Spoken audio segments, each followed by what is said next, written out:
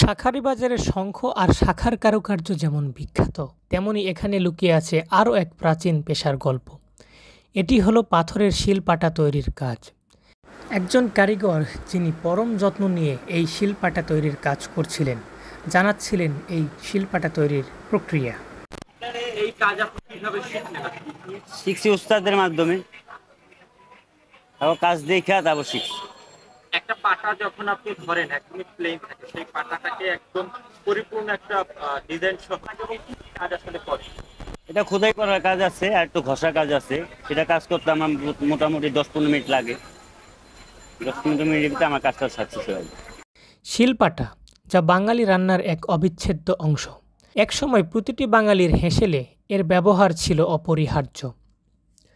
মশলা butter জন্য ব্লেন্ডারের ব্যবহার এখন খুব সাধারণ হয়ে গেছে, কিন্তু ব্লেন্ডারের ঝকঝকে শব্দ আর শিলপাটার মশলা বাটার গন্ধ কি এক হতে পারে? পারে না, কারণ শিলপাটায় বাটা মশলার স্বাদ, গন্ধ আর ঘনত্ব হয় সম্পূর্ণ আলাদা। যত মেশিনারি জিনিসই আসুক, সংসার থাকলে একটা পাটা লাগবে। হয়তো ইউজ কম হয়, কিন্তু পাটা ব্যবহার করতেই হয়। যার দারুণ মুখরোচক খাদ্য চাইলে পাটা লাগবে। আমাদের বাঙালির মুখরোচক খাদ্য হলো ভর্তা। এই ভর্তা খাইতে হলে পাটার বিকল্প নেই। শত আধুনিকতার ভিড়েও এই ব্যবসাটিকে টিকিয়ে রেখেছেন পুরান ঢাকার শাঁখারীবাজারের এই ব্যবসায়ী। তিনি জানাচ্ছিলেন এই ব্যবসা টিকিয়ে রাখার কথা।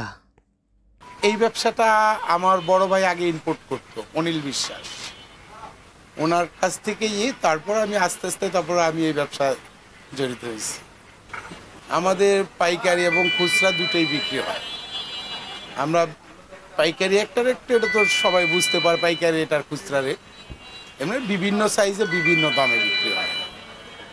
এটি চন্দন পাটা, এটাকে বলে চন্দন পাটা। এইগুলি আপনার তো হলো হিন্দুদের যেমন পূজার চন্দন কাঠটা ঘষে, এখন বর্তমানে ইয়াং জেনারেশনের মেয়েরা রূপচর্চার জন্য কাঁচা হলুদটা না বেটে এটার মধ্যে ঘষেই ব্যবহার করতে পারতেছে। অনেকে আবার একটু শঙ্খচূর্ণ, দুধের ক্রিম নিয়ে কাঁচা হলুদ মিলে ফেস ওয়াশ করতেছে, এই আর কি। এই জন্য এটা হলো চন্দন পাটা, এটাকে বলে চন্দন পাটা। প্রযুক্তির উন্নয়নে দিনের পর দিন একে কী হইতেছে, যার ধরুন হয়তো কিছুদিন পরে হয়তো বিলুপ্ত হতে পারে। তবে আমার মনে হয় না যে পাটা বিলুপ্ত হবে, হয়তো ইউজ কম হবে, কিন্তু পাটা থাকবে।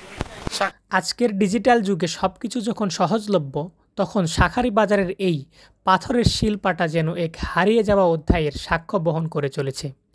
হয়তো একদিন এই ঐতিহ্যও হারিয়ে যাবে, কিন্তু যতদিন এই কারিগরদের হাত চলবে, ততদিন তা বেঁচে থাকবে পুরান ঢাকার অলিতে গলিতে।